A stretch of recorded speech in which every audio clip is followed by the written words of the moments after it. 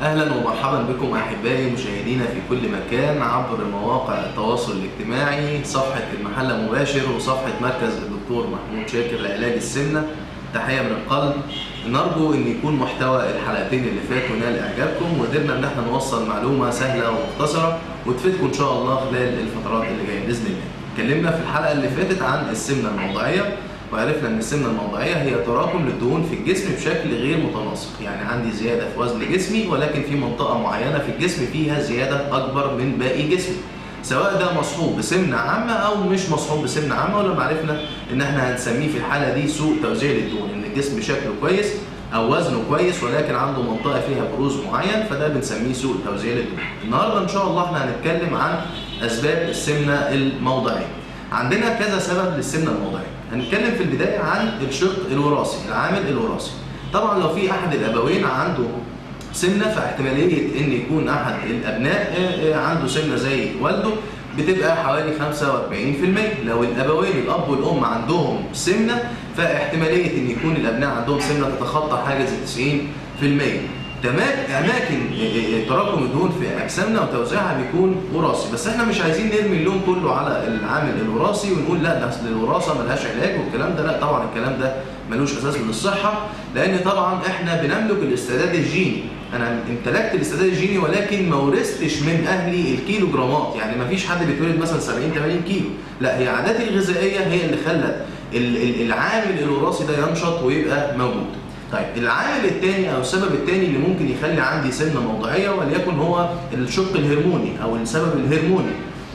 الهرمون بتاعه دور مهم جدا وكبير جدا في عمليه وجود او حدوث سمنه موضعيه عند الاشخاص. يعني مثلا عندنا وليكن هرمون البرولاكتين، يعني الهرمون المدر للبن، وفي الحاله دي انا ما بتكلمش عن السيدات فقط، لا انا بتكلم عن الرجاله كمان. يعني عندهم تلاقي مثلا شخص داخل يقول لك انا عندي منطقه الصدر فيها مشكله، عندي فيها زياده، نبدا نعمل له تحليل للبرولاكتين نلاقي ان هو عنده نسبه البرولاكتين عاليه، يبقى ده بيعمل لي سمنه موضعيه في منطقه الصدر.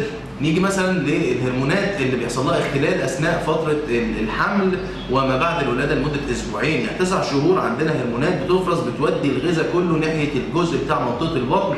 فتخيل حجم السمنه الموضعيه اللي بتكون في منطقه البطن بعد الولاده، مع برضه هرمونات بتبدا تعمل لي اختلال في او ضعف في العضلات بتاعت منطقه البطن وضعف في الاربطه.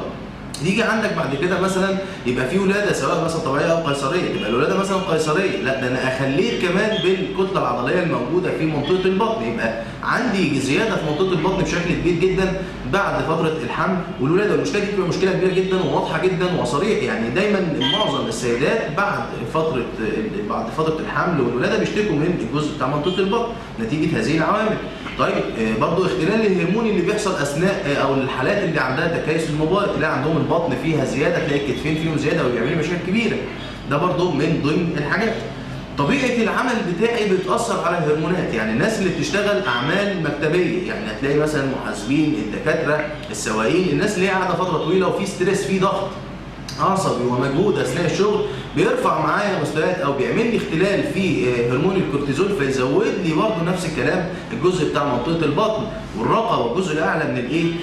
من الجسم. يبقى ده الشق الهرموني ممكن ياثر لي على ان الشخص ده يبقى عنده سمنه موضعيه في مكان معين والشخص ده ما يكونش عنده سمنه موضعيه. طيب نيجي برضه لنقطه مهمه جدا من الاسباب الاساسيه اللي ممكن تخلي الشخص ده يبقى عنده سمنه موضعيه، وهي الاسباب السلوكيه. سلوك الشخص ايه؟ نتيجه عاداته الغذائيه ايه؟ ونتيجه اهماله للنشاط البدني. يعني ايه؟ العادات الغذائيه بتاعت الشخص بتتحكم بشكل كبير جدا في انه يكون عنده سمنه موضعيه ولا لا. الراجل ده مثلا تلاقيه بياكل وينام، ما بيشرب ميه مثلا في وسط الاكل، مجهوده البدني مش كبير، ما بيعملش رياضه، ما بينزلش رياضه. كل دي سلوكيات خاطئه تخلي ان انا يبقى عندي سمنه موضعيه في منطقه معينه من جسمي. انا شخص مثلا ما بحافظش على وجبه الفطار، بهمل الثلاث وجبات بتوعي، يعني ممكن وجبه ولا حاجه اخر اليوم، بهمل الرياضه. هتلاقي على طول في الناحيه الثانيه عنده زياده في منطقه معينه، او زي طبعا بيبقى مصاحب للكلام ده زياده عامه في الجسم كله، بيبقى في سمنه في الجسم كله ومصاحب ليها سمنه موضعيه في احد الاماكن من جسمه، ودي بتكون الشكوى الاساسيه ليه. ان شاء الله في الحلقه اللي جايه باذن الله هنبدا نتكلم عن علاج السمنه الموضعيه بالتفصيل، وهنناقش اهم الامور واهم الاليات اللي ممكن تخلصنا من هذه المشكله باذن الله. نرجو ان يكون ربنا وفقنا النهارده في اننا نبين لحضراتكم ولو جزء بسيط ومختصر عن السمنه الموضعيه، والى اللقاء.